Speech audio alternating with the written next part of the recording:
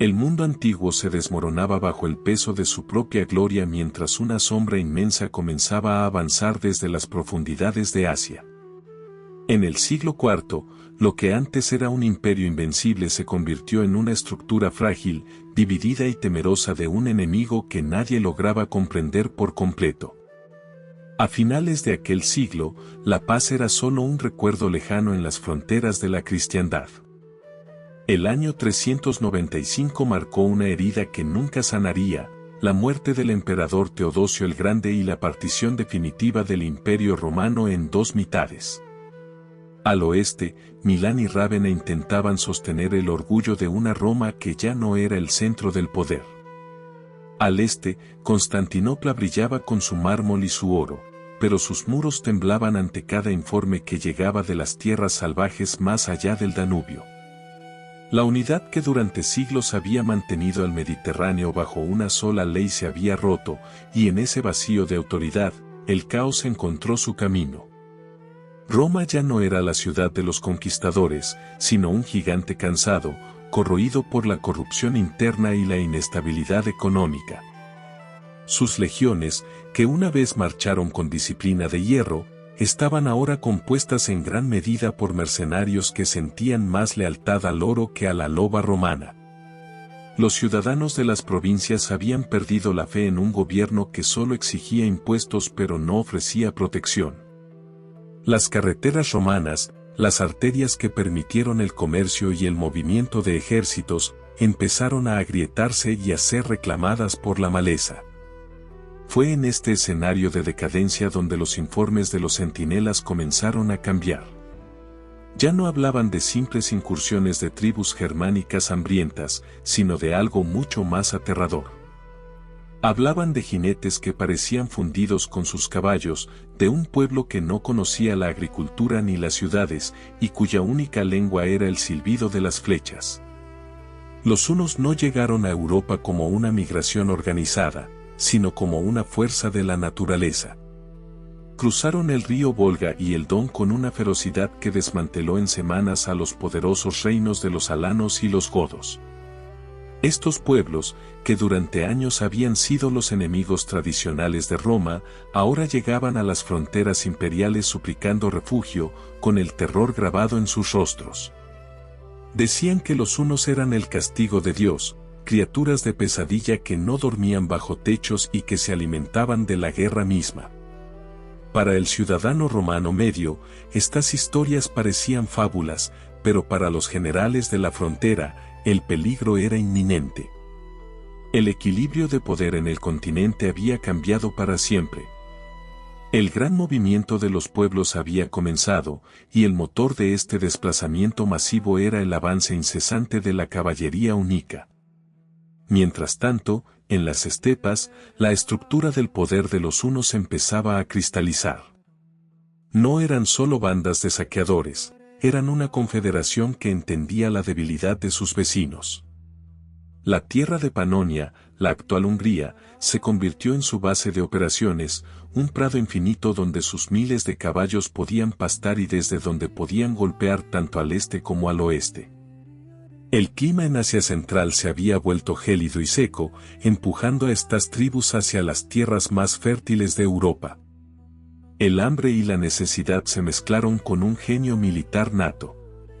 Cada niño uno aprendía a montar antes que a caminar y a disparar un arco compuesto, una maravilla de la ingeniería antigua hecha de hueso y madera, que podía perforar las armaduras romanas a distancias impensables.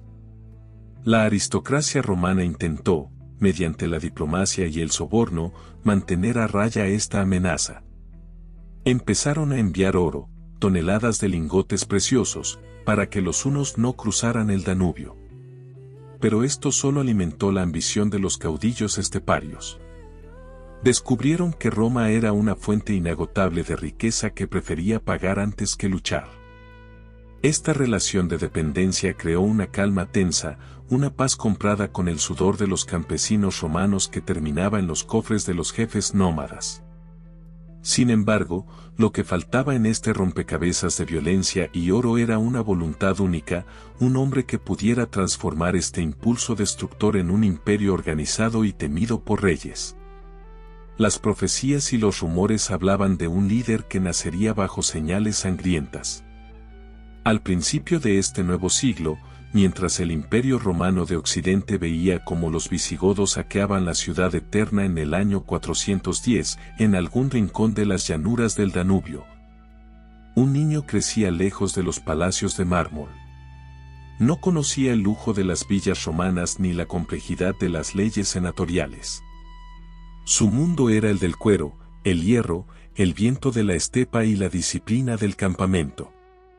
Su nombre pronto se convertiría en un grito de guerra que resonaría desde las montañas del Cáucaso hasta las costas del Atlántico. Roma, en su agonía, aún no sabía que su verdugo ya estaba entre ellos, aprendiendo sus debilidades y esperando el momento justo para reclamar su herencia de fuego. La era de la diplomacia débil estaba por terminar, y el telón de la historia se levantaba para dejar pasar al hombre que el mundo conocería como el azote de Dios. El polvo de las estepas comenzó a levantarse mucho antes de que el primer romano viera a un uno en el horizonte. Siglos atrás, en las fronteras de la lejana China, un pueblo conocido como los Xiongnu mantenía una guerra perpetua contra la dinastía Han. Estos jinetes obligaron a los emperadores chinos a levantar miles de kilómetros de murallas, pero tras una serie de derrotas y divisiones internas, una parte de esta nación inició una marcha imparable hacia el oeste.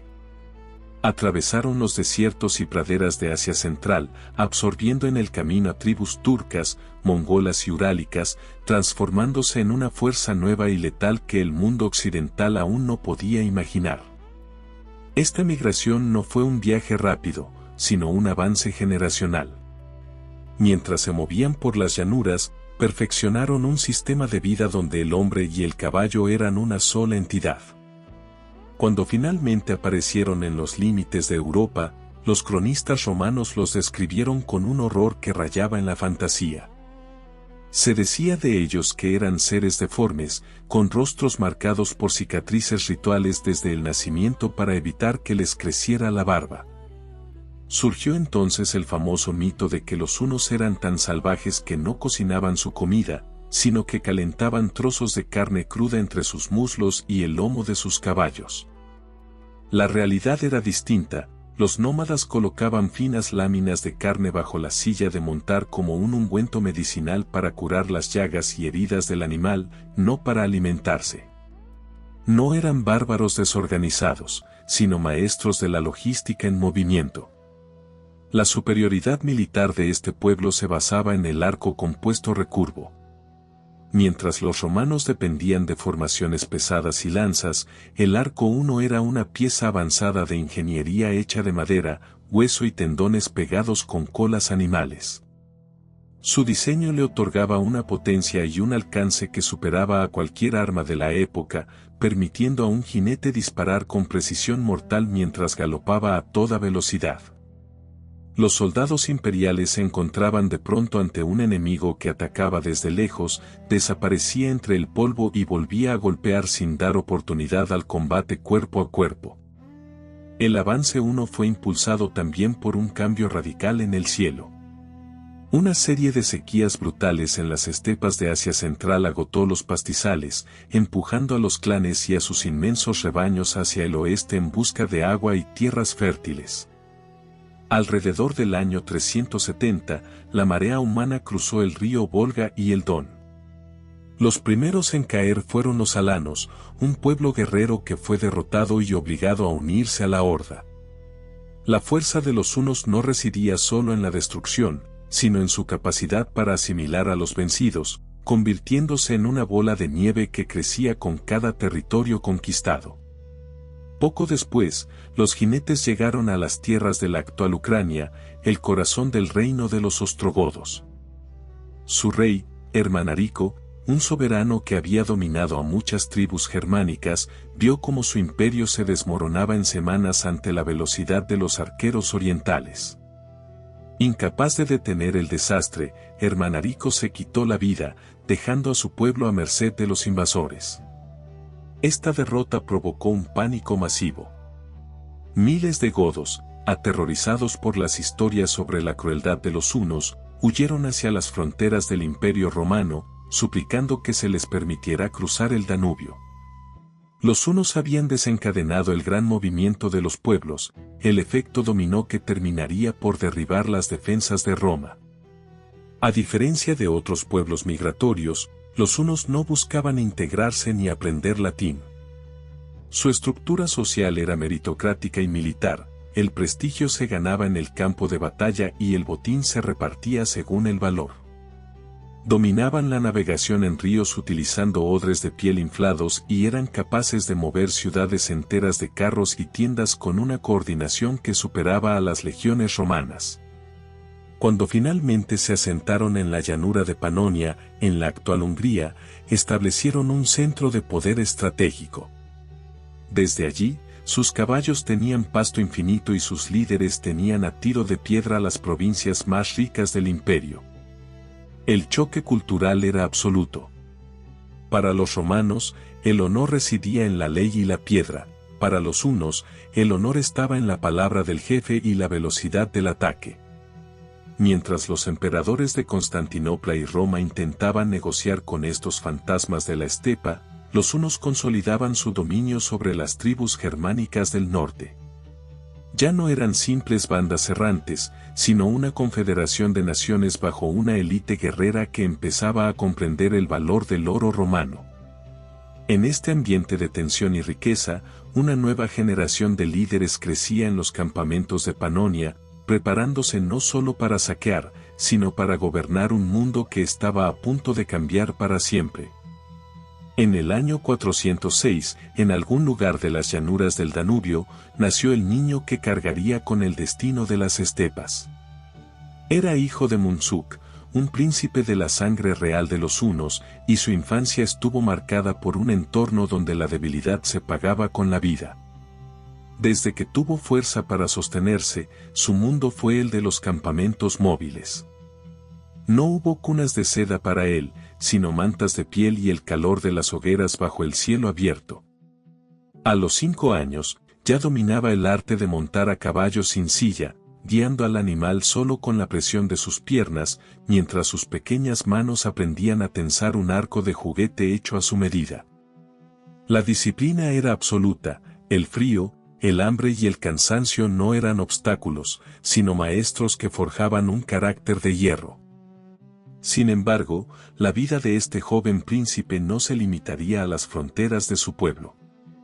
En aquella época, existía una práctica política fundamental para mantener la paz entre imperios, el intercambio de rehenes de alto rango. No debemos imaginar esto como una prisión oscura, sino como una estancia diplomática forzada. Los hijos de los reyes eran enviados a las cortes enemigas para garantizar que los tratados se cumplieran. Si un bando atacaba, el rehén podía ser ejecutado. Así, alrededor de los 12 años, Atila fue enviado a Rávena, la capital del Imperio Romano de Occidente, como garantía de paz por parte de los hunos. El choque cultural para el joven nómada fue total. De pronto, el niño que solo conocía la libertad del horizonte se encontró rodeado de muros de mármol, techos de mosaicos y una burocracia asfixiante. En Rávena y Roma, Atila no perdió el tiempo. Con una inteligencia aguda, observó cómo funcionaba el engranaje del imperio. Estudió el latín, aprendió el funcionamiento de las leyes romanas y, sobre todo, analizó la decadencia de sus anfitriones. Veía a generales que preferían las intrigas de palacio a la disciplina del campo de batalla y a emperadores que se escondían tras guardias de mercenarios. Comprendió que el poder de Roma no residía en su fuerza actual, sino en el miedo que todavía inspiraba su antiguo nombre y en las inmensas montañas de oro de sus arcas. Mientras Atila caminaba por los foros romanos, un joven romano llamado Flavio Aecio hacía el camino inverso. Aecio fue enviado como rehén al campamento de los hunos, viviendo bajo la tutela de los tíos de Atila. Este intercambio creó una situación histórica fascinante. Los dos hombres que un día decidirían el futuro de Europa estaban, en su juventud, aprendiendo los secretos del otro. Aecio aprendía a cabalgar y a luchar como un guerrero de la estepa, ganándose el respeto de los jefes hunos, mientras Atila descubría las grietas en la armadura de la civilización romana. Esta conexión personal marcaría sus futuras batallas, convirtiéndolas en un duelo de mentes que se conocían a la perfección. Atila observaba con desprecio el lujo romano. Para él, la comodidad era una trampa que ablandaba el alma de los guerreros. Veía cómo los ciudadanos romanos dependían del trabajo de los esclavos y cómo la corrupción devoraba los suministros del ejército. Anotaba mentalmente cada debilidad, la lentitud de las comunicaciones, la desunión entre los senadores y la fragilidad de las fronteras. Aprendió que el imperio romano era un gigante con pies de barro, una estructura magnífica por fuera pero hueca por dentro. Esta educación en el corazón del enemigo le dio una ventaja que ningún otro líder bárbaro había tenido jamás. Él no temía a Roma porque la conocía desde sus entrañas. Cuando finalmente regresó a las estepas, Atila ya no era el mismo niño que partió. Llevaba consigo el conocimiento de la ingeniería romana, la comprensión de su diplomacia y una visión clara de lo que quería lograr. Al volver a montar su caballo y sentir el viento de la llanura, sintió que el mundo de piedra de los romanos estaba condenado. Se reunió con sus hermanos y sus tíos, aportando una perspectiva estratégica que transformaría las tácticas hunas. Ya no se trataba solo de saquear aldeas, se trataba de utilizar el sistema romano en su contra, exigiendo pagos cada vez mayores y explotando las rivalidades entre Roma y Constantinopla. Su infancia entre dos mundos le enseñó que el idioma de la fuerza era el único que todos entendían, pero que el conocimiento era el arma que aseguraba la victoria. Atila creció viendo cómo su tío Rugila consolidaba el poder, y bajo su guía, empezó a liderar sus primeras incursiones. Su nombre comenzó a susurrarse con respeto entre las tribus subordinadas. Sabían que este joven líder no solo era un arquero excepcional, sino alguien que hablaba la lengua de los romanos y conocía sus secretos mejor que ellos mismos. La dualidad de su educación le permitió ser un puente entre la barbarie y la civilización, pero un puente que él mismo planeaba cruzar para reclamar el dominio total. El joven Atila comprendió que para unir a las dispersas y orgullosas tribus de las estepas, necesitaba un objetivo común y una voluntad inquebrantable. La experiencia como rehén le dio la paciencia del cazador. Aprendió a esperar el momento de debilidad, a negociar con astucia y a golpear con una rapidez que no dejaba rastro. El niño que durmió en suelos de mármol y en tiendas de cuero estaba ahora listo para tomar las riendas de su pueblo. La infancia había terminado, y el hombre que transformaría el miedo en un imperio estaba a punto de subir al escenario principal de la historia. Las piezas del tablero estaban puestas, y Atila, el conocedor de dos mundos, estaba listo para mover la primera. El año 434 marcó un punto de giro irreversible para el destino de Europa. Mientras el ejército de los hunos se preparaba para una nueva campaña contra Constantinopla, su líder supremo, el rey Rugila, murió de forma repentina. Las leyendas cuentan que fue alcanzado por un rayo, una señal divina que los romanos interpretaron como un milagro, pero que para los hunos significó el inicio de una nueva era de ambición. El trono de las estepas no quedó vacío, sino que fue ocupado por sus dos sobrinos, los hijos de Munsuk, Bleda, el hermano mayor, y Atila. Este sistema de gobierno, conocido como diarquía, no era extraño para los pueblos nómadas. Significaba que dos hombres compartían el mando supremo, dividiéndose las responsabilidades militares y territoriales para evitar que el inmenso poder de la horda recayera en una sola persona. Bleda, por ser el primogénito, parecía tener una posición de respeto tradicional, pero Atila, con su conocimiento del mundo romano y su visión estratégica, pronto se convirtió en el motor que impulsaba las decisiones más audaces. No eran simplemente dos hermanos heredando un reino, eran dos líderes que entendían que el mundo estaba cambiando y que los unos debían dejar de ser solo saqueadores para convertirse en los dueños de un imperio formal.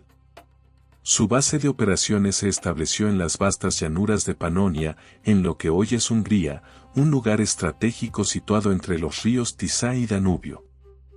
Esta región era el corazón de su dominio porque ofrecía pastos inagotables para sus miles de caballos y les permitía vigilar, al mismo tiempo, las fronteras del Imperio Romano de Oriente y las del Occidente. Desde sus campamentos de tiendas de cuero y edificios de madera, Atila y Bleda comenzaron a tejer una red de alianzas y sometimientos que transformó la naturaleza de su pueblo. Los hunos ya no estaban solos, ahora lideraban una confederación masiva que incluía a pueblos germánicos como los ostrogodos y los gépidos, además de tribus de alanos y eslavos. Para entender cómo funcionaba este imperio, debemos explicar el concepto de vasallaje. En lugar de gobernar directamente cada aldea, los hermanos permitían que los reyes de estos pueblos conquistados mantuvieran su autoridad interna, pero con una condición innegociable: debían pagar tributos en oro y, lo más importante, debían enviar a sus mejores guerreros para luchar bajo la bandera de los hunos siempre que se les llamara. Así, la caballería ligera de los hunos se vio reforzada por la infantería pesada de los germanos, creando una máquina de guerra combinada que no tenía rival en el mundo antiguo. Atila y Bleda no buscaban borrar la identidad de estos pueblos, sino utilizarlos como herramientas para su gran proyecto de expansión. El liderazgo de los hermanos trajo una disciplina que antes no existía. Atila aplicó lo que había aprendido en su juventud sobre la organización romana, pero lo adaptó a la ferocidad de la estepa. Se acabaron las incursiones desorganizadas por simple hambre. Ahora, cada ataque tenía un propósito político o económico claro. Establecieron una red de espionaje y mensajeros que les permitía saber qué ocurría en las cortes de Rávena y Constantinopla casi al instante. Sabían que emperador estaba en crisis y que general romano estaba peleado con su soberano. Esta inteligencia les permitió tratar con Roma no como súplicas de bárbaros, sino como demandas de una potencia igualitaria o superior. Bleda, aunque menos mencionado por los historiadores posteriores, jugó un papel crucial en estos primeros años de consolidación. Se cree que él se encargaba más de la gestión interna de las tribus y de mantener la cohesión entre los clanes más tradicionales, mientras Atila se enfocaba en la diplomacia exterior y la estrategia militar a largo plazo. Juntos, enviaron un mensaje claro a los romanos: los días en que podían jugar a dividir a las tribus nómadas para que se mataran entre sí habían terminado. Bajo el mando de los hijos de Munsuk, los hunos hablaban con una sola voz. Los primeros años de su reinado fueron un tiempo de paz tensa, un invierno en el que los hermanos se dedicaron a limpiar su casa de enemigos internos y a asegurar que ningún jefe tribal se atreviera a desafiar su autoridad.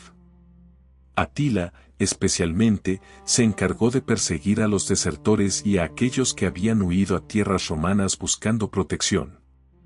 Exigía su devolución con una insistencia casi obsesiva, pues sabía que permitir que alguien escapara de su control era una muestra de debilidad que no podía permitirse. Esta firmeza interna fue el cimiento sobre el cual construirían su ofensiva externa. Mientras tanto, en Constantinopla, el emperador Teodosio II observaba con creciente preocupación. Los informes hablaban de una unidad sin precedentes entre los bárbaros del norte. Ya no veía a grupos dispersos de jinetes, sino a un estado en movimiento que demandaba ser reconocido. Atila y Bleda estaban listos para poner a prueba su fuerza y obligar a los romanos a sentarse a la mesa de negociaciones bajo sus propios términos. La diarquía estaba preparada para dar su primer gran golpe diplomático, un golpe que no se daría con espadas, sino con palabras respaldadas por la amenaza de miles de flechas. La sombra de los hermanos se alargaba sobre el Danubio, y el mundo estaba a punto de descubrir que el oro de Roma ya no sería suficiente para comprar el silencio de las estepas. Apenas un año después de haber tomado el mando, Atila y Bleda decidieron que era el momento de poner a prueba la voluntad del Imperio Romano de Oriente. No enviaron ejércitos para asediar ciudades, sino que enviaron mensajeros con exigencias claras a Constantinopla. El emperador Teodosio II, deseando evitar una guerra abierta mientras sus legiones estaban ocupadas en otros frentes, aceptó enviar una delegación de alto nivel para negociar. El encuentro se fijó en el año 435, en la ciudad fronteriza de Margus, situada en la desembocadura del río Morava en el Danubio, en lo que hoy es el territorio de Serbia. Aquella reunión no sería una cumbre diplomática convencional, sino una lección de humildad para los orgullosos romanos. Cuando los embajadores bizantinos llegaron al lugar acordado, esperaban ser recibidos en una tienda lujosa o en un edificio oficial, pero Atila y Bleda tenían otros planes. Los hermanos hunos se presentaron montados en sus caballos de guerra y, con un gesto de desprecio hacia las costumbres romanas, se negaron a desmontar. Esto puso a los diplomáticos imperiales en una posición ridícula y físicamente agotadora, para mantener una conversación cara a cara con los líderes hunos. Los romanos también tuvieron que permanecer en sus sillas de montar durante horas bajo el sol. No era solo una cuestión de comodidad, era un mensaje simbólico potente.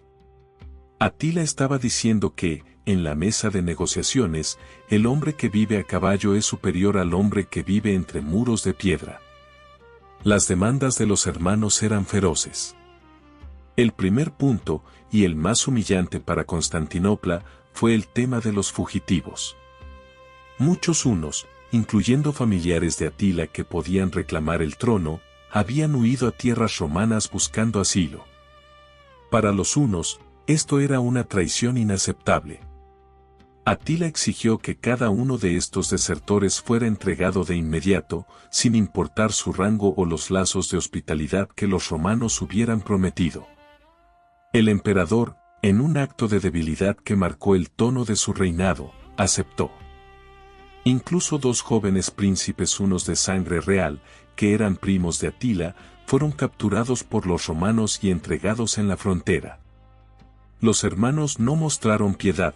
Los príncipes fueron ejecutados en cuanto cruzaron la línea divisoria, enviando un mensaje interno a todos los clanes de que nadie estaba fuera del alcance de los nuevos soberanos.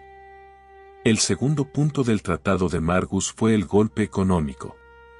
Hasta ese momento, Roma pagaba una cantidad de oro anual para mantener la paz, pero Atila y Bleda decidieron duplicar esa cifra de inmediato. La suma pasó de 350 a 700 libras de oro al año. Para un imperio tan rico como el bizantino, esta cantidad no era imposible de pagar, pero el precedente era devastador. Ya no se trataba de un regalo diplomático, sino de un tributo obligatorio que los hunos llamaban impuesto por la paz. Cada año, toneladas de oro salían de las arcas imperiales hacia Panonia, financiando la expansión y el lujo de la élite guerrera de las estepas. Además del oro, el tratado incluyó acuerdos comerciales que favorecían ampliamente a los hunos. Se establecieron mercados fronterizos donde los nómadas podían vender el botín de sus saqueos y comprar productos de lujo, armas y vino romano, todo bajo la protección de las leyes imperiales. Esto permitió que los hunos, que no producían bienes manufacturados, tuvieran acceso a lo mejor de la tecnología y el arte del mundo antiguo. Atila utilizó estos mercados para observar de cerca la economía romana y entender cómo las rutas comerciales alimentaban a las ciudades. Lo que para los romanos era una forma de civilizar a los bárbaros a través del comercio, para Atila era una forma de estudiar las arterias de su futuro enemigo. El Tratado de Margus fue una victoria absoluta para la diarquía. Sin disparar una sola flecha, Atila y Bleda habían logrado más que muchos conquistadores en décadas de guerra. Lograron el reconocimiento oficial de su imperio como una potencia igualitaria. Aseguraron una fuente de ingresos constante y eliminaron cualquier posible oposición política dentro de sus propias filas al recuperar a los desertores. Constantinopla, por su parte, intentó presentar el acuerdo como un éxito diplomático que salvaba la frontera, pero en realidad, estaban alimentando a un depredador que solo se volvería más hambriento con el tiempo. El impacto de este tratado en el Imperio Huno fue transformador. El oro romano no se guardaba en sótanos, se utilizaba para comprar la lealtad de los jefes germánicos y para equipar a los guerreros con mejores armaduras y espadas. Atila comenzó a rodearse de secretarios y traductores romanos, aprendiendo que la pluma podía ser tan afilada como la lanza. El joven que una vez fue un rehén en Rávena ahora veía cómo los ministros del emperador se doblegaban ante sus caballos.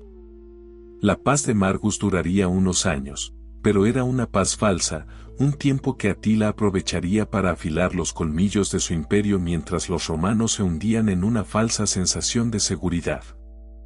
Este periodo de calma permitió a los hermanos hunos expandir su influencia hacia el norte y el este, sometiendo a tribus que aún se resistían a su mando. Cada tribu sometida significaba más hombres para el ejército y más caballos para la caballería. Mientras el oro bizantino seguía fluyendo hacia el Danubio, Atila y Bleda construyeron una unidad política que la estepa nunca había visto. Sin embargo, en el fondo de esta asociación, una tensión silenciosa empezaba a crecer. Atila, con su ambición desbordante, comenzaba a sentirse limitado por la sombra de su hermano mayor. La diplomacia de hierro había funcionado con los extranjeros, pero pronto llegaría el momento de aplicarla dentro de su propia tienda de campaña. La paz con Roma era solo el prólogo de una tormenta interna que dejaría a un solo hombre como el dueño absoluto de la historia. Tras el éxito diplomático en Margus, el Imperio Huno disfrutó de casi una década de aparente estabilidad bajo el mando conjunto de los dos hijos de Munsuk. Durante estos años, entre el 435 y el 445, Atila y Bleda no se quedaron quietos. Utilizaron el oro que fluía de Constantinopla para consolidar su poder sobre las tribus del norte, realizando expediciones hacia las tierras de los germanos y los eslavos, y asegurándose de que nadie desafiara su autoridad en las llanuras de Panonia. Sin embargo, el sistema de diarquía, donde dos hombres comparten la cima de la pirámide, empezó a mostrar grietas insalvables. Como dice el viejo proverbio de las estepas, dos osos no pueden vivir en la misma cueva por mucho tiempo. A medida que pasaban los años, la diferencia de caracteres entre los hermanos se hizo evidente para todos en el campamento. Bleda, el mayor, parecía estar satisfecho con el botín acumulado y con la administración de las tribus ya sometidas. Algunos cronistas sugieren que era un hombre más inclinado a los placeres y a la caza, contento con el respeto que le otorgaba su posición de primogénito. Atila, por el contrario, era una fuerza de ambición pura. Su estancia en Roma le había dado una visión que iba más allá del simple saqueo. Él quería transformar la horda en una potencia que pudiera dictar el destino de las civilizaciones. Para Atila, compartir el mando no era una ventaja, sino un obstáculo que ralentizaba sus grandes proyectos de conquista. El momento definitivo llegó alrededor del año 445. La historia se vuelve oscura y los detalles se pierden entre los susurros de los pocos testigos que se atrevieron a hablar. De repente, Bleda, el rey mayor de los hunos, murió. No hubo una batalla heroica contra los romanos ni una herida de flecha en una cacería que pudiera explicarse de forma sencilla. Las fuentes de la época, especialmente los escritos del historiador y diplomático bizantino Prisco de Panio, son breves pero contundentes en su veredicto. Prisco afirma que Bleda fue asesinado como resultado de una traición orquestada por su propio hermano menor. Se dice que el suceso ocurrió durante una cacería o quizá en el secreto de una tienda real durante una noche de banquete. Aunque nunca hubo una investigación formal, el resultado fue inmediato. Atila tomó el control total de todas las posesiones y de todos los guerreros que antes respondían a Bleda. En un mundo donde la fuerza era la única legitimidad, nadie en el Imperio Huno se atrevió a cuestionar lo sucedido. Sin embargo, Atila, que conocía bien la importancia del simbolismo y la psicología de su pueblo, sabía que necesitaba algo más que el miedo para unir a las tribus bajo su mando único. Necesitaba una señal de que el destino mismo lo había elegido. Fue en este momento de incertidumbre cuando surgió la legendaria historia de la espada de Marte, también conocida como la espada de Dios.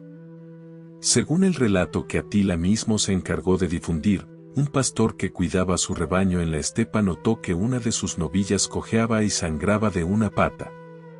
Siguiendo el rastro de la sangre, el pastor encontró una punta de metal que sobresalía de la tierra, como si hubiera caído del cielo o hubiera sido enterrada por manos divinas hacía milenios. Al excavar, descubrió una espada antigua y magnífica. El pastor, comprendiendo que aquel objeto no era ordinario, llevó la espada directamente ante el nuevo soberano único. Atila recibió el arma con una solemnidad absoluta.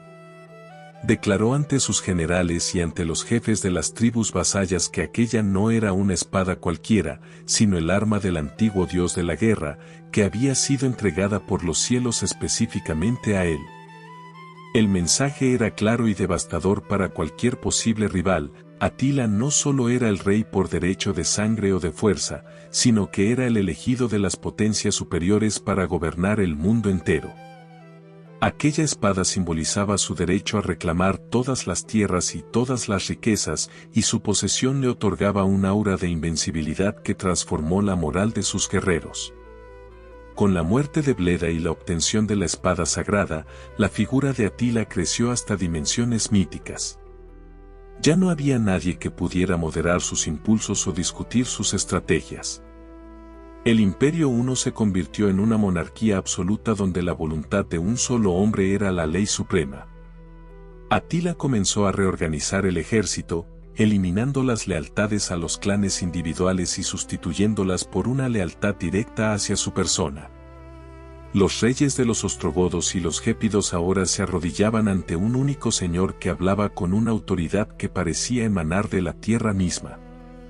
Este cambio en la estructura del poder tuvo consecuencias inmediatas para los vecinos de los hunos. Si antes los diplomáticos romanos podían intentar jugar con la rivalidad entre los dos hermanos para ganar tiempo, ahora se encontraban frente a un bloque monolítico de voluntad destructora. Atila empezó a exigir más oro y a denunciar supuestas violaciones de los tratados previos con una frecuencia alarmante. El tiempo de la consolidación interna había terminado. Con el poder absoluto en sus manos y la bendición divina de la espada de guerra, el azote de Dios estaba listo para desatar un huracán que cambiaría el mapa de Europa para siempre. El equilibrio de la diarquía se había roto, y en su lugar, un solo trono de madera en Panonia se convirtió en el punto de mira de todo el mundo conocido. Con Atila consolidado como soberano absoluto, el Imperio I dejó de ser una simple agrupación de tribus errantes para transformarse en una maquinaria militar y política de una escala sin precedentes. Aunque los cronistas romanos solían describirlos como una masa desorganizada de salvajes, la realidad es que Atila gobernaba una estructura compleja y multicultural que se extendía desde el río Volga hasta el Rin. Aquel no era un estado tradicional con fronteras fijas y oficinas gubernamentales de mármol, era una entidad viva y móvil, construida sobre los pilares de la lealtad personal hacia el líder, el terror y el reparto estratégico del botín de guerra. Atila se situaba en la cúspide de esta pirámide como el comandante supremo, el juez último y la única fuente de ley. Su palabra era absoluta para los cientos de miles de personas que formaban su dominio. Sin embargo, la genialidad de Atila residía en cómo lograba mantener la cohesión de un imperio tan diverso. Su fuerza no provenía únicamente de los arqueros hunos, sino de un inmenso sistema de vasallaje que incluía a una multitud de pueblos conquistados, como los ostrogodos, los gépidos, los alanos, los rugios y los esiros. En lugar de intentar borrar la identidad de estos pueblos, Atila les permitía mantener a sus propios reyes y leyes internas, pero bajo una condición estricta. Debían pagar tributos constantes en oro y enviar a sus mejores guerreros a luchar bajo el mando uno siempre que se les convocara. Esta mezcla de culturas creó un ejército híbrido letal que no tenía comparación en el mundo antiguo. Mientras los hunos aportaban su legendaria caballería ligera de arqueros, los ostrogodos proporcionaban caballería pesada y los gépidos aportaban una infantería sólida. Atila no solo era un general, sino un administrador de talentos. Aprovechaba las habilidades de cada nación sometida. Utilizaba a arquitectos y artesanos romanos capturados para construir estructuras en sus campamentos y a secretarios bilingües para gestionar su correspondencia diplomática con los imperios de Occidente y Oriente. El centro neurálgico de este poder no estaba en una ciudad de piedra, sino en una vasta capital de madera situada en las llanuras de Panonia. Los relatos del diplomático Prisco, quien visitó el lugar, describen un asentamiento que funcionaba como una metrópoli móvil. En el centro, sobre una colina, se alzaba el palacio de Atila, una estructura imponente hecha completamente de vigas de madera finamente talladas, con torres decorativas y muros de tablas pulidas. A diferencia de los palacios romanos, donde el lujo era una muestra de estatus, Atila diseñó su corte para resaltar su propia autoridad de una manera diferente. Mientras sus generales y los reyes vasallos vestían sedas, lucían joyas de oro y bebían en copas de plata, Atila mantenía una sencillez calculada. Vestía ropas de lino limpio pero sin adornos, y en los banquetes comía únicamente carne en un plato de madera y bebía de una copa de madera. Esta sencillez no era pobreza, sino un mensaje político de superioridad. Al rechazar los lujos que sus subordinados tanto ansiaban, Atila demostraba que su poder no dependía de las posesiones materiales, sino de su fuerza interior y su voluntad de hierro. Era una forma de recordarles a todos que, aunque ellos disfrutaran del oro romano, el hombre que realmente lo controlaba todo seguía siendo un guerrero fiel a las tradiciones de la estepa. Además, esta imagen de austeridad le ganaba el respeto de sus guerreros más tradicionales, quienes veían en él a un líder que no se había dejado ablandar por la civilización. La economía del imperio también era una red sofisticada. El oro que Atila extorsionaba a Roma y Constantinopla no se quedaba estancado, sino que circulaba para alimentar la lealtad de la élite guerrera y para financiar la logística necesaria para mover a poblaciones enteras. Los hunos establecieron rutas comerciales protegidas donde los mercaderes podían intercambiar bienes bajo la supervisión de los funcionarios del rey. Incluso dentro de su corte, la influencia romana era visible. Por ejemplo, se sabe de la existencia de baños de piedra construidos por prisioneros romanos, lo que indica que la élite una comenzaba a apreciar ciertas comodidades del mundo que planeaban conquistar. Atila también implementó un sistema de mérito que permitía a guerreros de cualquier origen ascender en la jerarquía si demostraban valor y capacidad estratégica. Esto hacía que el Imperio Huno fuera un imán para hombres ambiciosos que se sentían limitados por la rígida estructura social de Roma. Bajo la dirección de Atila, la horda se había convertido en un estado coordinado, capaz de realizar asedios complejos y de mantener líneas de suministros a grandes distancias. El mundo ya no se enfrentaba a simples asaltantes que venían y se iban con el viento, sino a una potencia imperial con una visión clara de dominio total. La estructura estaba lista, el ejército estaba unificado y la voluntad del rey era incuestionable. Atila, el líder de dos mundos, estaba preparado para lanzar este inmenso peso contra las murallas de la civilización. En el año 449, una delegación del Imperio Romano de Oriente cruzó el Danubio con una misión desesperada: calmar la ira de Atila y asegurar una paz que pendía de un hilo. Entre los embajadores viajaba un hombre llamado Prisco de Panio, un historiador y diplomático cuya mirada aguda nos regaló la crónica más detallada y fascinante de cómo era realmente el corazón del poder huno.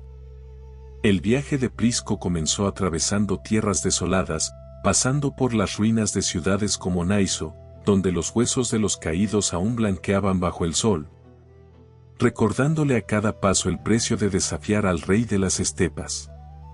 Sin embargo, al llegar a la sede principal de Atila, en las llanuras de la actual Hungría, Prisco no encontró una horda de salvajes viviendo en el barro. sino un centro político vibrante y sofisticado que desafiaba todas las ideas romanas sobre la civilización. La capital de Atila no tenía muros de piedra ni grandes acueductos, pero era una metrópoli imponente construida casi en su totalidad con madera de la mejor calidad. El asentamiento era vasto, una mezcla de tiendas de fieltro tradicionales y edificios permanentes de vigas talladas que se extendían hasta donde alcanzaba la vista.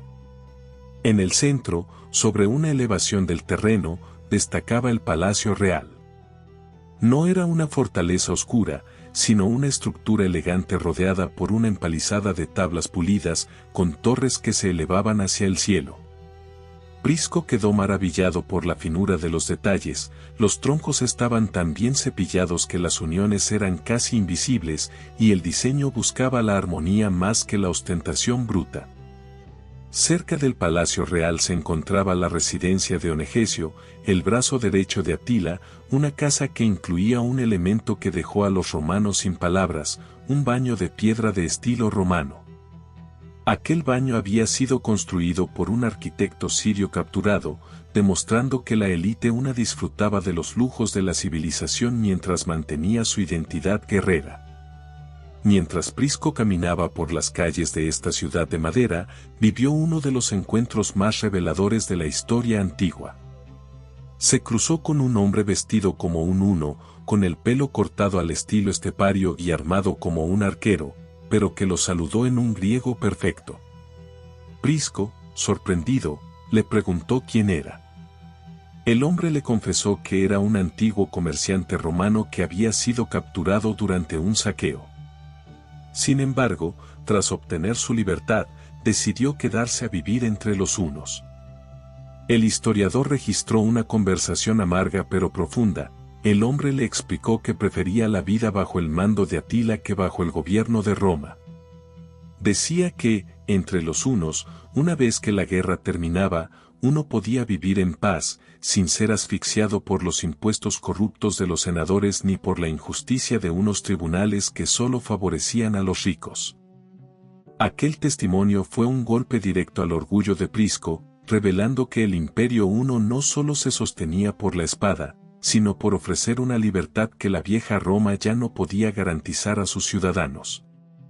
La culminación de la visita diplomática fue el gran banquete en el palacio de Atila, una escena que Prisco describió con la precisión de un cuadro. Los invitados fueron conducidos a una sala inmensa donde los embajadores romanos, los generales hunos y los reyes vasallos se sentaron en filas separadas. La atmósfera estaba cargada de una tensión ceremonial.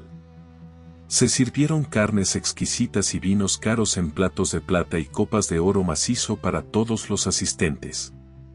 Pero en el centro de todo, sentado en un trono de madera sencillo y sin adornos, Atila se mantenía como una figura de quietud absoluta. Mientras sus jefes presumían de sus joyas y su riqueza, el rey comía solo carne en una tabla de madera y bebía de una copa de madera. Su mirada recorría la sala con una intensidad que silenciaba las risas. Aquella austeridad era su mayor arma. Atila quería dejar claro que él estaba por encima de las posesiones que compraban a otros hombres. Durante el festín, el entretenimiento fue igual de estratégico. Entraron poetas que cantaron las glorias de las batallas pasadas de Atila, haciendo llorar a los guerreros más veteranos con el recuerdo de sus hazañas. Luego, un bufón y un hombre con problemas mentales intentaron hacer reír a la audiencia con bromas groseras y un lenguaje confuso. Todos en la sala reían a carcajadas, pero Atila permaneció impasible, con el rostro de piedra, sin mover un solo músculo. Solo hubo un momento en que su expresión se suavizó, cuando entró su hijo menor, Ernak. Atila lo tomó por la mejilla y lo miró con una ternura inesperada. Prisco supo después que los adivinos habían predicho que la estirpe de Atila caería, pero que este hijo sería quien restauraría el honor de su sangre. Ese breve gesto humano en medio de tanta rigidez militar mostró la complejidad de un hombre que era, al mismo tiempo, un padre afectuoso y el líder más temido de su tiempo. La diplomacia en la corte de Atila era un juego de espejos y sombras. El rey utilizaba estos encuentros para estudiar a sus enemigos, para humillarlos sutilmente y para medir la fuerza de sus embajadores. Prisco descubrió que los hunos tenían una red de inteligencia superior, alimentada por desertores y espías que conocían cada movimiento de Constantinopla. Atila no negociaba desde la necesidad, sino desde una posición de superioridad absoluta, dictando condiciones y exigiendo más oro como si fuera un tributo natural por su existencia. Al salir de aquella capital de madera, Prisco comprendió que Roma no se enfrentaba a una banda de saqueadores, sino a un Estado organizado con una voluntad inquebrantable. La estancia de los embajadores terminó con promesas de paz compradas con oro, pero la sensación de amenaza era más real que nunca. El azote de Dios había mostrado su hogar al mundo, y el mensaje era claro: el poder de la madera y el arco compuesto estaba listo para devorar las últimas glorias del mármol romano. La paz que se había comprado con el oro de Margus resultó ser solo un respiro antes de la verdadera tormenta. Para el año 447, el Imperio Romano de Oriente, bajo el mando de Teodosio II, creyó que finalmente podía desafiar al rey de las estepas. Constantinopla atravesaba un momento crítico. Una plaga devastadora había diezmado a la población y una serie de terremotos violentos habían derribado gran parte de las murallas defensivas de la capital. Los consejeros del emperador pensaron que Atila, ocupado consolidando su poder tras la muerte de su hermano, no se enteraría o no podría reaccionar a tiempo. Decidieron suspender el pago del tributo anual, una apuesta arriesgada que se convertiría en el error más sangriento de su historia. Atila, cuya red de espías era más eficiente que el propio ejército romano, vio en esta debilidad la oportunidad perfecta para demostrar que el azote de Dios no aceptaba insultos. El ataque no fue una simple incursión, sino un huracán de destrucción que cruzó el Danubio con una ferocidad nunca antes vista. Atila movilizó a la totalidad de su inmenso ejército multiétnico, lanzando a sus jinetes arqueros y a su infantería germánica contra las provincias romanas de la actual Bulgaria y Serbia. Lo que diferenciaba esta campaña de las anteriores era que los hunos ya no se limitaban a saquear el campo, ahora poseían la tecnología necesaria para derribar ciudades fortificadas. Utilizaban maquinaria de asedio, como arietes, grandes vigas con punta de hierro para golpear puertas, y enormes torres de madera que permitían a sus arqueros disparar por encima de las murallas. Una tras otra, las ciudades que habían sido el orgullo del mundo romano empezaron a caer y a ser borradas del mapa. El único obstáculo real en el camino de Atila fue el ejército de campo romano liderado por el general Arnagisclo. Ambas fuerzas se encontraron a orillas del río Utus. Fue una batalla apocalíptica. Los romanos lucharon con la desesperación de quienes saben que son la última línea de defensa, y aunque lograron infligir bajas importantes a los hunos, fueron finalmente rodeados y masacrados por la abrumadora caballería de la estepa. El propio Arnagisclo murió defendiendo su posición hasta el último aliento. Con la destrucción de este ejército, las provincias de los Balcanes quedaron totalmente desprotegidas. Atila se sintió libre de avanzar hacia el sur, incendiando más de 70 ciudades en un avance que parecía no tener fin. Marcianópolis, Filipópolis y muchas otras ciudades prósperas fueron reducidas a cenizas y sus habitantes convertidos en esclavos o ejecutados. El rastro de la horda llegó incluso hasta las Termópilas, el famoso paso en Grecia, y se detuvo apenas a las puertas de Constantinopla. Los ciudadanos de la capital, en medio del pánico, trabajaron día y noche para reconstruir sus murallas dañadas por los terremotos antes de que Atila llegara. Al ver las imponentes defensas de la ciudad, que seguían siendo un desafío formidable a pesar de los daños, Atila decidió no desgastar a su ejército en un asedio que podría durar años. Sabía que no necesitaba capturar la ciudad para ganar la guerra, solo necesitaba quebrar la voluntad del emperador. Y lo logró. Teodosio II, viendo que su imperio estaba en ruinas y que sus mejores legiones habían dejado de existir, suplicó la paz. El acuerdo que siguió, conocido como la Paz de Anatolio, fue el documento más humillante que un emperador romano hubiera firmado jamás. Los términos eran brutales. Primero, Roma debía pagar una indemnización inmediata de 6.000 libras de oro como castigo por haber suspendido los pagos anteriores. Segundo, el tributo anual se triplicó, pasando de 700 a 2.100 libras de oro. Era una suma astronómica que obligó a los senadores romanos a vender sus joyas y las decoraciones de sus casas para poder cumplirla. Pero la demanda más asombrosa de Atila no fue el oro, sino la tierra. Exigió que se creara una tierra de nadie, una zona neutral de 5 días de camino de ancho al sur del río Danubio. Toda la población romana de esa vasta región debía ser expulsada, dejando el territorio vacío y desolado. Atila no quería esa tierra para vivir, quería crear una barrera física de desierto que protegiera su propio imperio y que le permitiera cruzar el río siempre que quisiera sin que ningún centinela romano pudiera detectarlo. Con este tratado, el Imperio de Oriente se convirtió, en la práctica, en una colonia económica de los hunos. La economía bizantina quedó herida de muerte por décadas, mientras Atila regresaba a su capital de madera cargado con un botín que superaba cualquier sueño de avaricia. La campaña del 447 demostró al mundo que Atila era el soberano absoluto del continente. Ya no había un equilibrio de poder, había un amo y un súbdito. El impacto psicológico en los romanos fue profundo. Empezaron a creer que los hunos eran un castigo divino enviado por sus propios pecados.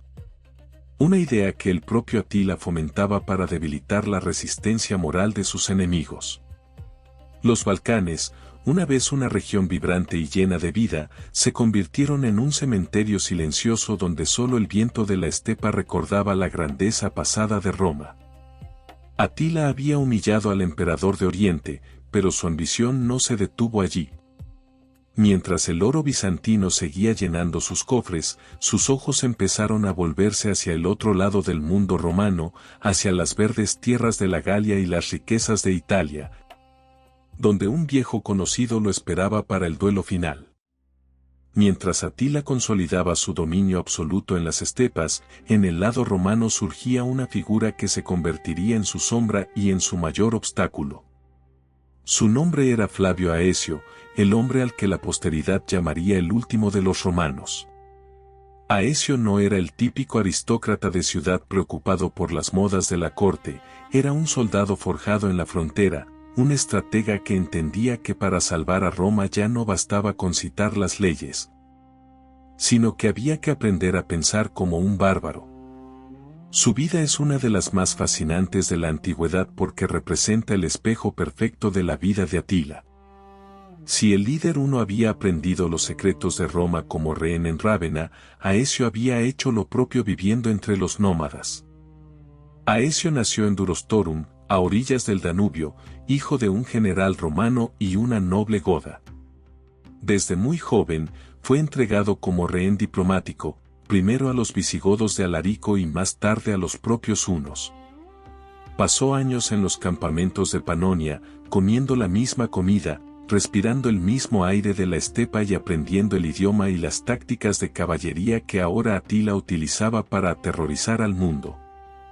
Aecio no solo observaba, se ganó el respeto de los jefes hunos de la generación anterior, como Rugila, y estableció vínculos de amistad personal con muchos de los guerreros que más tarde formarían la élite de Atila. Esta experiencia le dio una ventaja única. Mientras otros generales romanos veían a los hunos como monstruos impredecibles, Aecio los veía como soldados cuyas motivaciones y miedos conocía a la perfección. Al regresar a Roma, Aecio utilizó este conocimiento para escalar posiciones en la caótica política del Imperio de Occidente. Se convirtió en un maestro de la supervivencia, navegando entre las intrigas de la emperatriz Gala Placidia y las debilidades del joven emperador Valentiniano III. Pero su verdadera maestría residía en el campo de batalla. Aecio entendió que las legiones romanas ya no eran el muro invencible de otros tiempos, por lo que adoptó una política pragmática y arriesgada, usar a los bárbaros contra los bárbaros. Durante años, utilizó a contingentes de mercenarios unos para aplastar rebeliones en la Galia y para mantener a raya a otras tribus germánicas como los francos y los burgundios. Irónicamente, el hombre que un día tendría que detener a Atila fue quien más contribuyó a que los hunos se sintieran cómodos interviniendo en los asuntos internos de Roma. Para el año 450, Aecio era el gobernante de facto de Occidente. Su título era Magister Militum o maestro de los soldados, pero en la práctica él era el único pegamento que mantenía unida la estructura desmoronada del imperio. Era un hombre de una energía inagotable, capaz de negociar un tratado un día y liderar una carga de caballería al siguiente. Sabía que la amenaza de Atila era diferente a cualquier otra. No era una simple incursión de saqueo, sino un desafío sistemático a la existencia de Roma. Aecio observaba los movimientos de su antiguo amigo con una mezcla de respeto y temor. Sabía que Atila no se dejaría engañar por las promesas vacías que habían funcionado con otros jefes esteparios. Atila conocía a Roma tan bien como Aecio conocía la estepa. La relación entre ambos era una compleja danza de diplomacia y amenaza. Durante años se enviaron regalos y mensajes, manteniendo una cordialidad superficial que escondía una rivalidad mortal. Aecio intentaba canalizar la energía destructiva de los unos hacia sus propios enemigos, mientras Atila cobraba cada favor en oro y concesiones territoriales. Pero el general romano sabía que el equilibrio no duraría para siempre. Veía cómo las provincias se vaciaban y cómo los aliados bárbaros de Roma empezaban a mirar hacia Panonia con más respeto que hacia Rávena. Aecio se encontraba en una posición casi imposible. Debía defender un imperio que apenas tenía recursos, contando con aliados en los que no podía confiar plenamente. A pesar de las críticas que recibía de la aristocracia romana, que lo veía como alguien demasiado cercano a los bárbaros, Aecio nunca perdió de vista su objetivo, la supervivencia de la idea de Roma. Entendía que el mundo antiguo estaba muriendo y que el futuro pertenecería a quienes supieran integrar a estos nuevos pueblos en la estructura del poder. Sin embargo, Atila no quería ser integrado, quería ser el dueño. Cuando llegaron las noticias de que el azote de Dios estaba reuniendo una fuerza sin precedentes para marchar hacia el oeste, Aecio comprendió que el tiempo de los juegos diplomáticos había terminado. El duelo entre Atila y Aecio no era solo una guerra entre dos ejércitos, sino un choque entre dos visiones del mundo. Atila representaba la fuerza pura, el movimiento y el dominio del guerrero, Aecio representaba la resistencia, la estrategia y la perseverancia de una civilización que se negaba a desaparecer. El general comenzó a movilizar todos sus contactos en la Galia, utilizando cada gramo de su prestigio personal para convencer a los visigodos y a los francos de que su única esperanza era luchar junto a él. Sabía que estaba solo. No podía esperar ayuda de Constantinopla ni refuerzos significativos de Italia. La defensa de Occidente dependía de su capacidad para anticipar los movimientos de un hombre al que consideraba casi un hermano. La partida final estaba por comenzar, y Aecio, el último romano, se preparaba para jugar su carta más peligrosa en las verdes llanuras de la Galia. A veces, el curso de las civilizaciones no cambia en un campo de batalla, sino en la penumbra de un palacio, a través de un gesto desesperado. En el año 450, mientras el mundo contenía el aliento ante el poder de los hunos, una mujer atrapada en las intrigas de Rávena tomó una decisión que incendiaría el occidente. Su nombre era Justa Grata Honoria, la hermana mayor del emperador Valentiniano III. Honoria no era una princesa sumisa, era una mujer ambiciosa y apasionada que se sentía asfixiada por las rígidas normas de la familia imperial. Para su hermano, el emperador, Honoria era un problema político. Si ella se casaba con un hombre poderoso, su esposo podría reclamar el trono y desplazar a Valentiniano. Para evitar este riesgo, la corte decidió mantener a Honoria en una especie de prisión dorada, prohibiéndole casarse y obligándola a una vida de castidad y silencio. Sin embargo, Honoria no aceptó su destino. Tras un escándalo amoroso con el administrador de sus bienes, fue enviada al exilio en Constantinopla y, más tarde, al regresar a Italia, se le informó que sería obligada a casarse con un senador anciano y gris llamado Herculano, un hombre que no representaba ninguna amenaza para el emperador. Para Honoria, aquel matrimonio era una sentencia de muerte en vida. En su desesperación, volvió los ojos hacia el único hombre en el mundo que tenía el poder suficiente para desafiar a su hermano y a toda la estructura de Roma, Atila. A través de un servidor de total confianza, un eunuco llamado Jacinto, Honoria envió un mensaje secreto al campamento de los hunos en Panonia. Junto con la carta en la que suplicaba su protección, Honoria adjuntó su propio anillo de oro con el sello imperial. Para ella, era un grito de auxilio, una petición para que el rey de los hunos actuara como su defensor. Pero cuando Atila recibió el anillo y leyó el mensaje, su mente estratégica vio una oportunidad que ni siquiera sus generales más audaces habían imaginado. Atila no era un romántico, era un calculador frío. Decidió interpretar el envío del anillo no como una súplica de protección, sino como una propuesta formal de matrimonio. Con el anillo de la hermana del emperador en su dedo, Atila desplegó una maniobra diplomática brillante y cínica. Envió mensajeros a Rávena declarando que aceptaba la mano de Honoria y que, por lo tanto, ella era ahora su prometida legal. Pero la demanda no se detuvo ahí. Como futuro esposo de una princesa imperial, Atila exigió su dote, es decir, la parte de la herencia que le correspondía a Honoria por derecho de sangre. Atila reclamó nada menos que la mitad de todo el imperio romano de Occidente.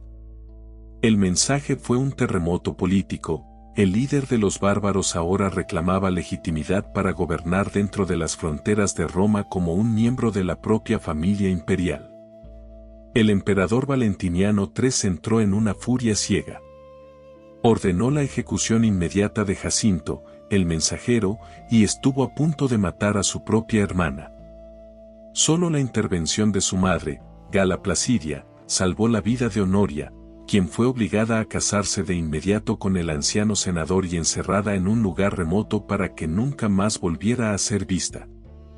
Valentiniano envió una respuesta tajante a Atila: Honoria ya estaba casada, el anillo no tenía valor legal y no habría entrega de territorios. Pero para Atila, la respuesta era irrelevante.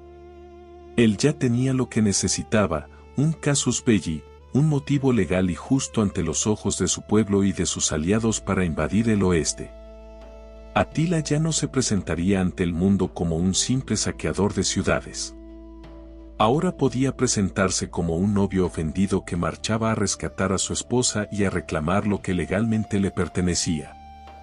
Este matiz era crucial para la moral de sus tropas y para sembrar la duda entre los aliados germanos de Roma. Muchos se preguntaban si realmente valía la pena morir luchando contra un hombre que, técnicamente, estaba reclamando sus derechos familiares.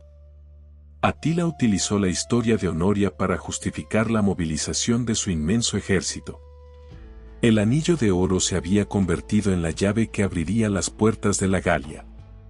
Mientras tanto, en la corte de Rávena, el general Aecio observaba con horror cómo el drama familiar de los emperadores le entregaba a Atila el pretexto perfecto en el peor momento posible. Aecio sabía que Atila no tenía ningún interés real en Honoria, a quien probablemente ni siquiera había visto nunca, pero entendía que la astucia del uno había superado a la diplomacia romana. La petición de Honoria había transformado una tensión geopolítica en una guerra personal y sucesoria. El mundo romano se dio cuenta, demasiado tarde, de que una joya enviada en secreto había sido más poderosa que 10 legiones. La historia de Honoria es el recordatorio de que las debilidades internas de Roma fueron las que realmente alimentaron el poder de Atila. El azote de Dios comenzó a mover sus piezas por todo el tablero europeo. Llamó a sus vasallos, preparó los suministros y afiló las flechas de sus miles de jinetes. El destino estaba sellado. Por una mujer que quiso escapar de su celda de mármol, el río Rin estaba a punto de teñirse de rojo. Atila, el supuesto prometido, puso su mirada en las verdes tierras de la Galia, iniciando los preparativos para el conflicto más grande que el mundo antiguo recordaría. La guerra total ya no era una posibilidad, era una certeza que cabalgaba hacia el oeste. En la primavera del año 451, el continente europeo fue testigo de un movimiento de tropas que no tenía precedentes en la memoria de los hombres. Atila, habiendo recolectado todos sus recursos y habiendo convencido a sus aliados germánicos de que la gloria definitiva los esperaba, puso en marcha a su inmenso ejército hacia el oeste. Aquella no era solo una fuerza de unos, era una marea humana de naciones unidas por el miedo y la codicia. Cruzaron el río Rin, la frontera natural que durante siglos había separado el mundo romano de la barbarie, utilizando puentes de barcas y balsas construidas con una rapidez asombrosa. Al pisar suelo de la Galia, el territorio que hoy conocemos como Francia, Atila desató una campaña de terror sistemático que buscaba quebrar cualquier voluntad de resistencia antes de que las legiones pudieran siquiera organizarse.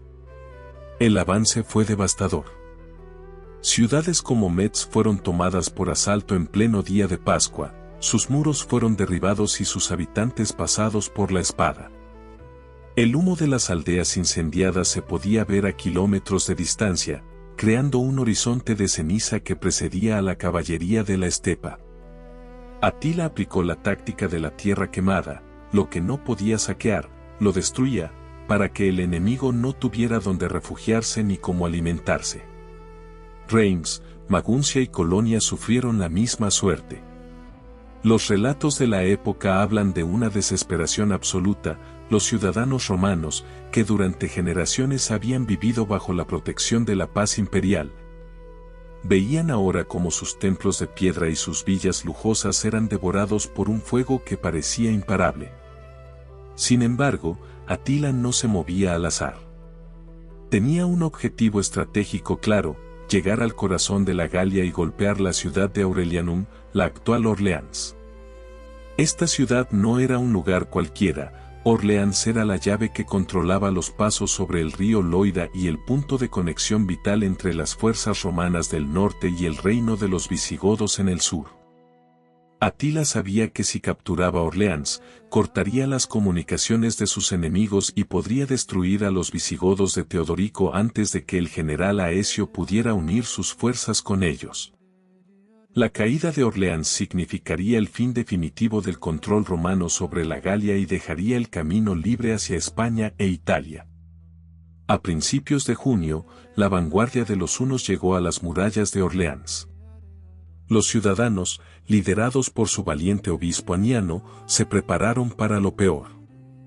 Aniano no era solo un líder espiritual, era un hombre de una voluntad inquebrantable que organizó la defensa, reparó las brechas en los muros y, sobre todo, mantuvo viva la esperanza.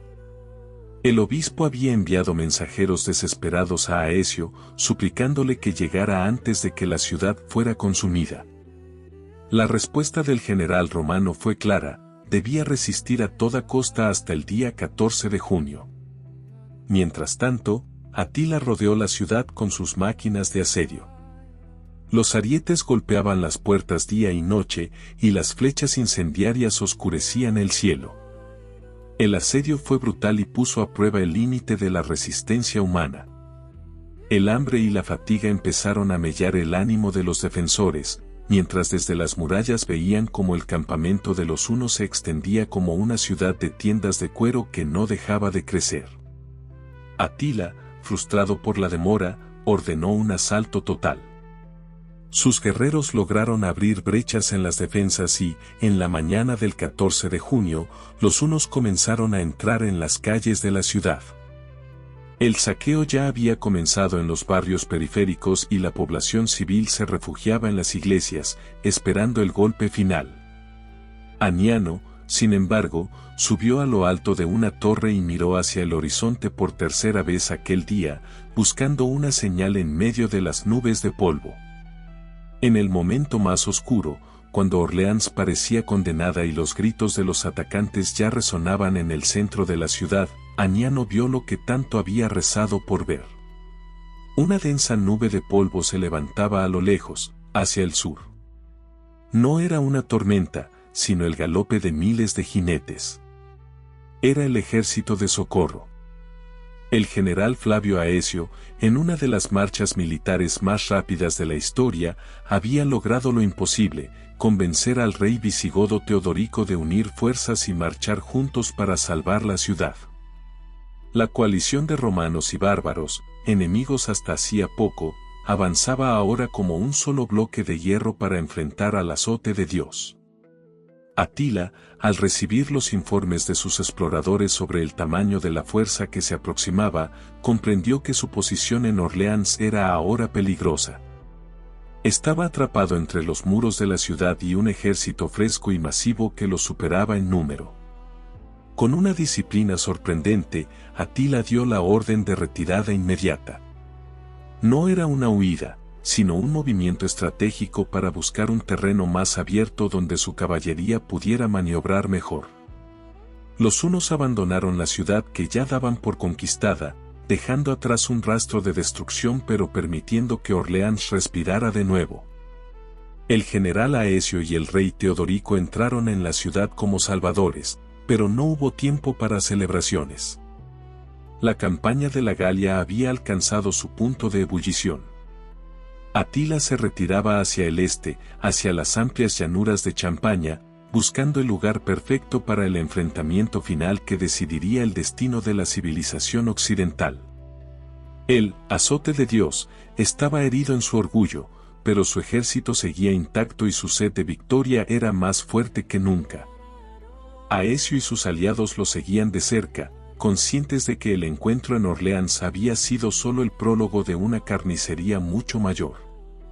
Las piezas se movían ahora hacia una región conocida como los Campos Cataláunicos, un escenario de praderas interminables donde el cielo y la tierra se unirían en un choque de naciones que marcaría el fin de una era.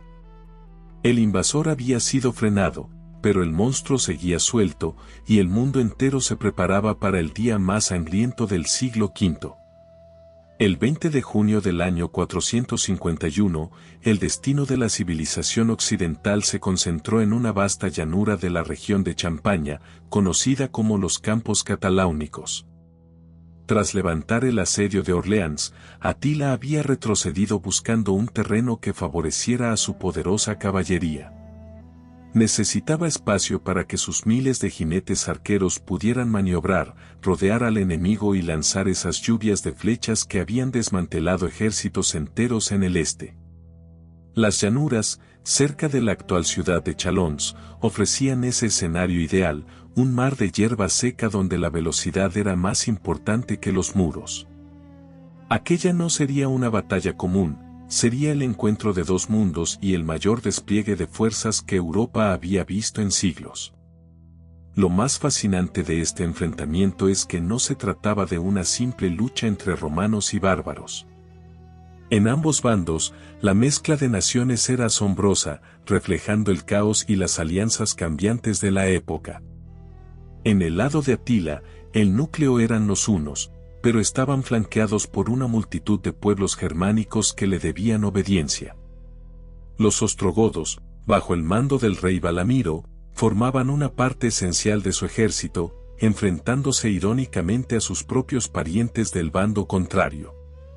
También estaban los gépidos del rey Ardarico, conocidos por su valentía en el combate cuerpo a cuerpo. Atila confiaba en esta masa de guerreros unidos por el miedo a su figura y por la promesa de un botín incalculable tras la victoria. Frente a ellos, Flavio Aecio había logrado construir una coalición casi milagrosa. El general romano, consciente de que sus propias legiones eran insuficientes, había convencido al rey visigodo Teodorico y de que los hunos eran una amenaza existencial para ambos. Así, los visigodos, que décadas atrás habían saqueado Roma, se presentaban ahora como los principales defensores del imperio. Junto a ellos marchaban los francos, los burgundios y un contingente de alanos. Aecio, conociendo profundamente la psicología de sus aliados y enemigos, diseñó una formación estratégica brillante pero arriesgada. Sabía que los alanos eran los menos fiables de su ejército, por lo que decidió colocarlos en el centro de la línea, en la posición de mayor presión, pero flanqueados a un lado por sus propias tropas romanas y al otro por los poderosos visigodos. De esta manera, si los alanos intentaban huir o desertar, serían aplastados por sus propios aliados. Atila, por su parte, colocó a sus mejores guerreros, los hunos, en el centro de su formación. Su táctica habitual consistía en romper el corazón del ejército enemigo con una carga masiva y luego dejar que sus aliados germánicos terminaran el trabajo en los flancos. Sin embargo, antes de que sonaran los cuernos de guerra, el rey de las estepas mostró una duda que rara vez se veía en él.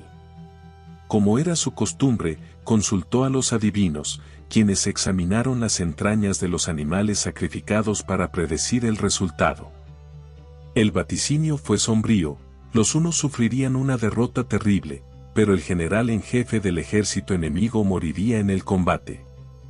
Atila, en un acto de frío pragmatismo, decidió que la muerte de Aecio valía el sacrificio de sus hombres y ordenó que la batalla comenzara, pero no por la mañana, sino a media tarde, para que, en caso de derrota, la oscuridad de la noche permitiera a sus tropas escapar.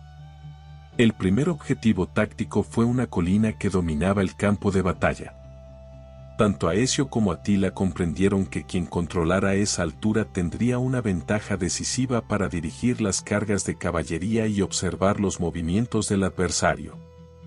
Se enviaron destacamentos veloces para capturar la cima, y tras una lucha frenética bajo el sol de verano, las tropas romanas y visigodas lograron expulsar a los hunos y asegurar la posición.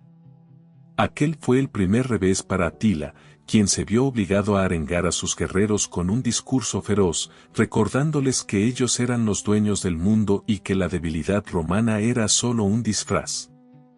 Les ordenó atacar con una furia que no dejara espacio a la duda. A medida que el sol empezaba a bajar, el aire se llenó del sonido de miles de flechas silbando y del estruendo de los cascos de los caballos golpeando la tierra. La atmósfera era de una tensión insoportable. Los campos cataláunicos se convirtieron en un choque de escudos y lanzas donde cada metro de tierra se pagaba con la vida de cientos de hombres. Atila mismo se lanzó al combate, dirigiendo a su caballería hacia el centro aliado, buscando quebrar a los alanos tal como Aecio había previsto. La presión era inmensa. La polvareda levantada por los ejércitos era tan densa que los soldados apenas podían ver a quien tenían al lado, guiándose solo por los gritos de guerra y el brillo del acero. Este fue el choque de civilizaciones definitivo. De un lado, la tradición de las legiones y el orden de los reinos germánicos asentados, del otro, la fuerza nómada que había empujado a naciones enteras al abismo. Aecio observaba desde su posición, manteniendo la calma y esperando el momento justo para lanzar su contraataque. Sabía que la resistencia de los visigodos en el flanco derecho sería la clave. Mientras tanto, Atila, viendo que su centro no lograba la ruptura rápida que esperaba, empezó a sentir que el control de la batalla se le escapaba de las manos.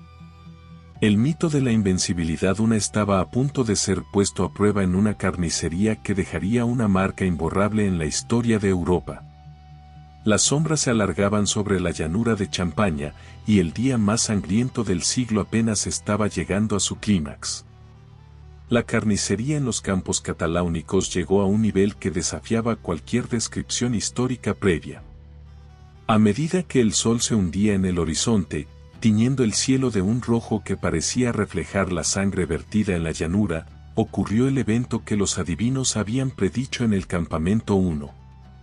En medio del caos de la caballería, el anciano rey de los visigodos, Teodorico, cayó de su montura mientras lideraba una carga contra las filas de los ostrogodos.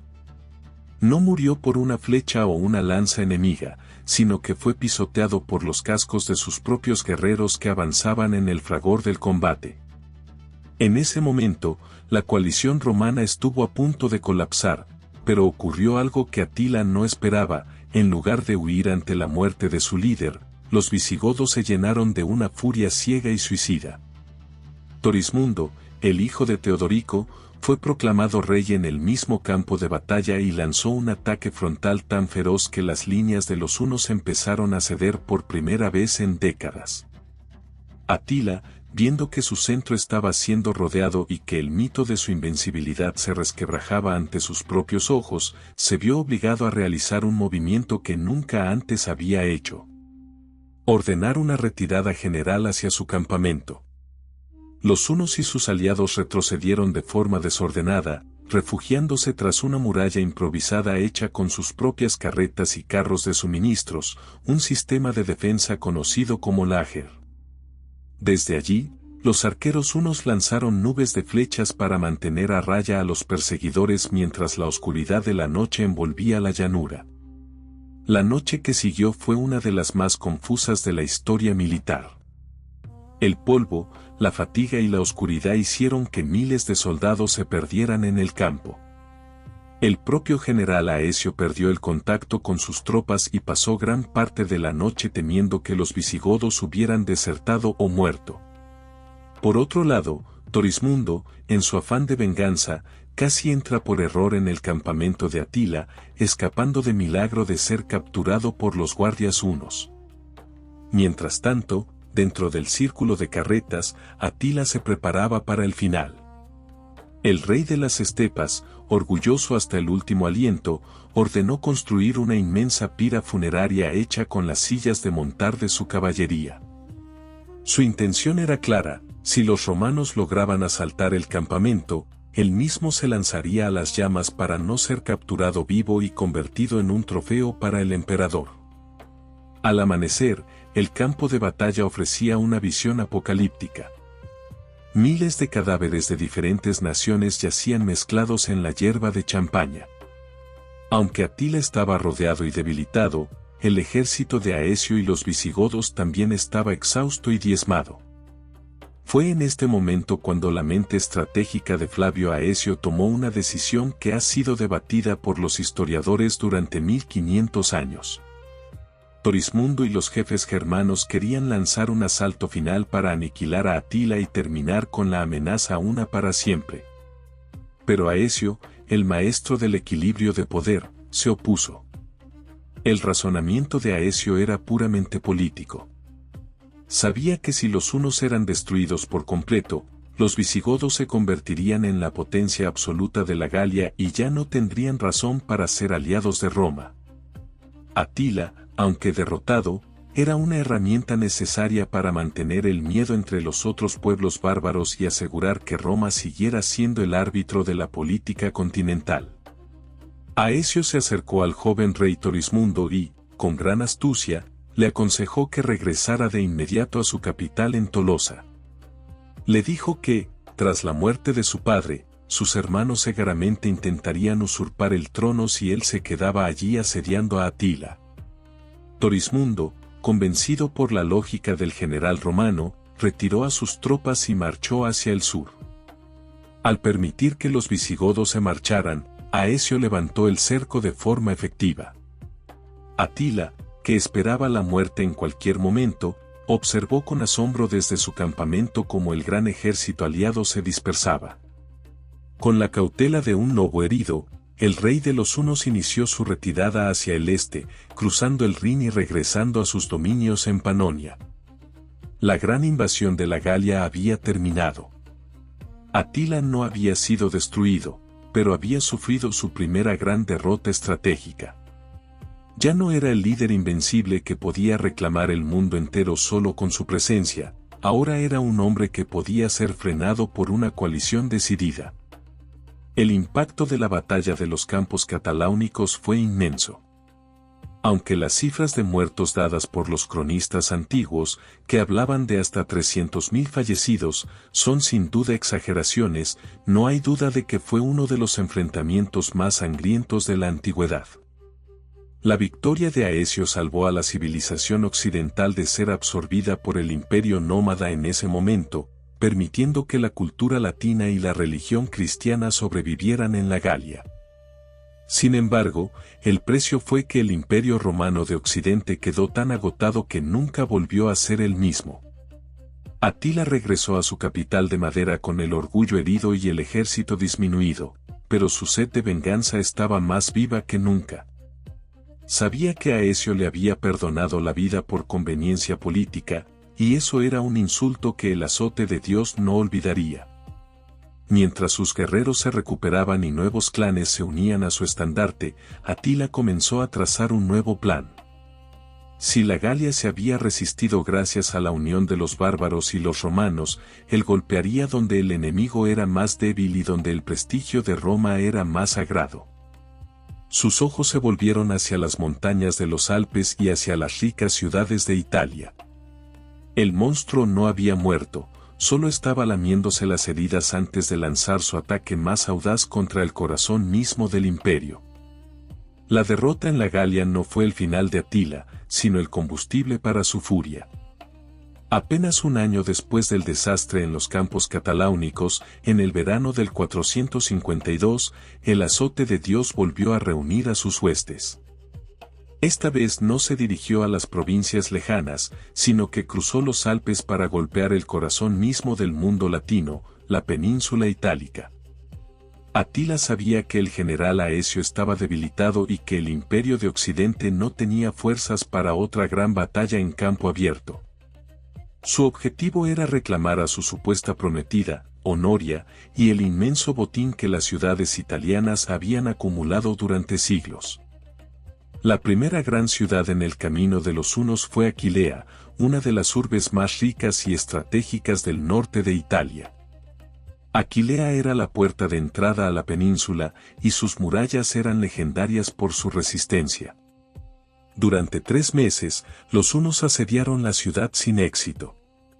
Los guerreros de Atila, acostumbrados a victorias rápidas, empezaron a murmurar y a perder la paciencia. Se cuenta que Atila, caminando alrededor de las murallas, vio a unas cigüeñas que abandonaban sus nidos en las torres de la ciudad para llevarse a sus crías al campo. Atila, un maestro de la psicología militar, reunió a sus hombres y les dijo que era una señal divina, las aves sabían que la ciudad estaba condenada y la abandonaban. Aquel discurso renovó el ánimo de los hunos, que lanzaron un asalto final devastador. Aquilea fue saqueada con tal violencia que, según los cronistas, apenas quedaron piedras sobre piedras. Los supervivientes de aquella masacre huyeron hacia las islas y lagunas cercanas, buscando refugio en el fango y el agua. De aquel acto de desesperación nacería, siglos después, la ciudad de Venecia. Tras la caída de Aquilea, el norte de Italia se convirtió en un desierto de cenizas. Ciudades como Padua, Verona, Milán y Pavía fueron tomadas y saqueadas. En Milán, Atila entró en el Palacio Imperial y, al ver una pintura que mostraba a los emperadores romanos sentados en sus tronos con guerreros bárbaros a sus pies, ordenó a un artista que cambiara el cuadro. En la nueva versión, era Atila quien estaba sentado en el trono, mientras los emperadores romanos vaciaban sacos de oro a sus pies. Era su manera de decir que el orden del mundo había sido invertido. El pánico se apoderó de Italia. El emperador Valentiniano III huyó de Rávena a Roma, preparándose para abandonar la península si era necesario. El general Aecio, con sus tropas diezmadas, solo podía realizar pequeñas emboscadas, siendo incapaz de detener el avance de la horda hacia el sur. Roma, la ciudad eterna, parecía estar al alcance de la mano de Atila. No había ejércitos que se interpusieran entre sus jinetes y el río Tíber. Sin embargo, en un momento de desesperación absoluta, el imperio decidió jugar su última carta diplomática. Se envió una embajada para negociar con el rey de los hunos. El grupo no estaba formado por generales, sino por altos funcionarios y un hombre que ostentaba una autoridad espiritual que Atila aún no conocía, el Papa León I, conocido como León el Magno. El encuentro tuvo lugar a orillas del río Mincio, cerca de la ciudad de Mantua. La imagen que ha quedado para la historia es poderosa, el soberano más temido del mundo, rodeado de sus jinetes salvajes, frente a un anciano vestido con ropas sacerdotales que no portaba más armas que su fe y su palabra. ¿Qué ocurrió en aquella conversación privada entre el Papa y el gran rey? La tradición religiosa afirma que León convenció a Atila mediante un milagro, y que el rey de los hunos vio sobre la cabeza del Papa a los apóstoles Pedro y Pablo con espadas desenvueltas, amenazándolo con la muerte si no se retiraba. Pero la historia, vista con ojos más realistas, nos ofrece razones prácticas que explican por qué el hombre que nunca se detenía decidió dar media vuelta. Italia estaba sufriendo aquel año una hambruna terrible, no había suficiente grano para alimentar a los miles de hombres y caballos de Atila. Además, una epidemia de peste o disentería estaba diezmando las filas unas en el calor del verano italiano. Atila sabía que si avanzaba hacia Roma, corría el riesgo de que su ejército desapareciera por el hambre y la enfermedad antes de poder saquear la ciudad. Además, el Imperio de Oriente no se había quedado de brazos cruzados.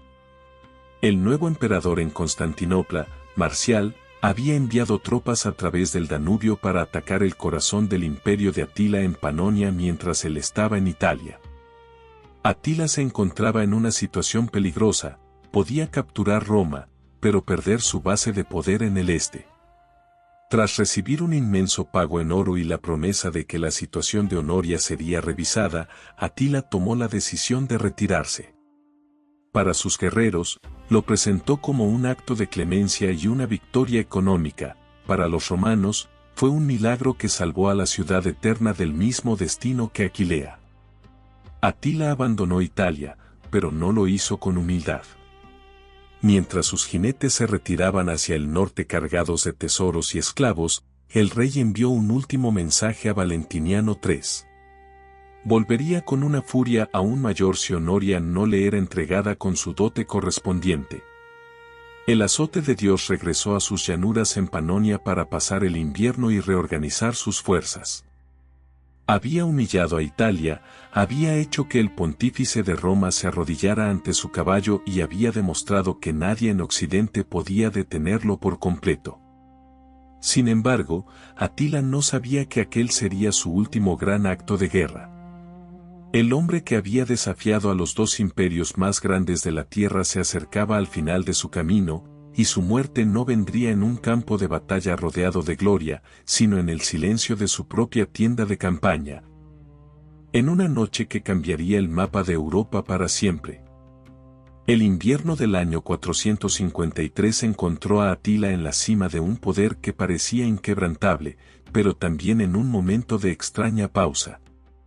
Mientras preparaba una nueva y masiva expedición contra el Imperio Romano de Oriente para castigar al emperador Marciano por no pagar el tributo, el rey de los hunos decidió tomar una nueva esposa. A pesar de contar ya con un vasto harén, su elección recayó en una joven de extraordinaria belleza llamada Ildico, posiblemente de origen germánico. La boda se celebró en su gran palacio de madera en Panonia, en medio de una fiesta que los cronistas describieron como colosal. Aquella noche, el vino y la hidromiel corrieron sin descanso, los guerreros cantaron las hazañas de su líder y Atila, rompiendo su habitual moderación, participó del banquete con un entusiasmo inusual. Al final de la noche, el rey se retiró a sus aposentos privados con su nueva esposa. A la mañana siguiente, cuando el sol ya estaba alto, los guardias y cortesanos se extrañaron de que el soberano no hubiera salido para dar las órdenes del día. Al principio, por respeto, nadie se atrevió a interrumpir el descanso del rey, pero a medida que pasaban las horas, el silencio dentro de la habitación se volvió inquietante. Finalmente, los sirvientes derribaron la puerta y se encontraron con una escena que nadie habría podido imaginar. Atila, el hombre que había hecho temblar a 2 imperios y que había sobrevivido a 1000 batallas, yacía muerto en su cama, envuelto en una sábana empapada de sangre. A su lado, la joven Ildiko lloraba desconsolada, cubriéndose el rostro con su velo. No había heridas de espada ni rastro de veneno. Según los informes que llegaron al historiador Prisco, Atila había sufrido una hemorragia nasal masiva mientras dormía boca arriba. Al estar profundamente ebrio, no se despertó y terminó ahogándose con su propia sangre. Algunos rumores sugirieron que Ildiko pudo haberlo asesinado para vengar a su pueblo, pero la mayoría de los historiadores coinciden en que fue una muerte accidental. Una ironía trágica para el guerrero más grande de su tiempo. La noticia de su muerte se extendió como un incendio por todo el imperio. Sus guerreros, siguiendo una tradición nómada ancestral, se cortaron el cabello y se hicieron profundas heridas en el rostro con sus espadas. Decían que el más grande de los hombres no debía ser llorado con lágrimas de mujer, sino con la sangre de sus guerreros. El funeral de Atila fue tan legendario como su vida. Su cuerpo fue colocado en 3 ataúdes, el primero de oro, el segundo de plata y el tercero de hierro, simbolizando su riqueza y su fuerza militar. Fue enterrado en un lugar secreto, posiblemente bajo el cauce de un río que fue desviado temporalmente para la ceremonia. Para asegurar que su tumba nunca fuera encontrada ni profanada, todos los esclavos y cautivos que participaron en el entierro fueron ejecutados de inmediato. Con este acto de absoluto secreto, Atila desapareció de la faz de la tierra, dejando tras de sí un vacío de poder que su imperio no podría llenar. La caída de la potencia una fue tan rápida como su ascenso. Atila no había dejado un sistema de sucesión claro, y sus numerosos hijos, entre los que destacaban Elac, Tengisich y Ernak, comenzaron a pelear entre ellos por el reparto del territorio. Trataron a los pueblos vasallos como si fueran simples propiedades familiares, lo que provocó una rebelión masiva. En el año 454, apenas un año después de la muerte de Atila, los gépidos liderados por el rey Ardarico, junto con los ostrogodos y otras tribus germánicas, se levantaron en armas. En la batalla del río Nedao, los hunos sufrieron una derrota catastrófica. Elac, el hijo mayor de Atila, murió en el combate, y los restos de la horda fueron empujados de regreso hacia las estepas del este, de donde habían salido décadas atrás. Irónicamente, el destino del gran rival de Atila, Flavio Aecio, no fue mucho mejor. Solo un año después de la muerte del Huno, el emperador Valentiniano III, consumido por la envidia y el miedo al poder del general, lo asesinó con sus propias manos durante una audiencia en el palacio.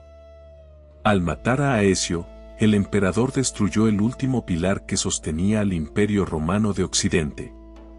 Un cortesano le dijo al emperador una frase que quedó para la historia: «Señor, habéis cortado vuestra mano derecha con vuestra mano izquierda». Sin Atila para unir a los bárbaros y sin Aecio para defender a Roma, el mundo antiguo se desmoronó definitivamente.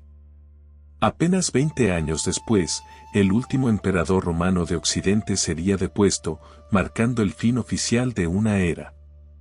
Atila pasó a la historia como el Flagellum Dei, el azote de Dios, el símbolo del caos que destruye la civilización. Para los cristianos de la Edad Media, su nombre era sinónimo de terror y castigo divino. Sin embargo, más allá del mito del bárbaro cruel, Atila fue el hombre que aceleró el nacimiento de una nueva Europa. Al mover a tantas naciones y quebrar las estructuras del viejo imperio, despejó el camino para que surgieran los nuevos reinos germánicos que darían forma al mundo medieval. Su imperio fue breve como un relámpago, pero su impacto fue tan profundo que su nombre sigue resonando siglos después. Hoy, la tumba de Atila sigue perdida en algún lugar de las llanuras de Hungría, oculta bajo la tierra que él tanto amó y que sus caballos galoparon con furia. Desapareció en la oscuridad de una noche de bodas, pero dejó una huella de fuego en la memoria de la humanidad. El hombre que unificó las estepas y desafió a los césares terminó su historia no con el brillo del acero, sino con el silencio de una alcoba, dejando que el mundo que él había incendiado comenzara a reconstruirse sobre sus propias cenizas. El imperio de los hunos se desvaneció, pero la leyenda de Atila, el guerrero que puso a Roma de rodillas, se volvió eterna.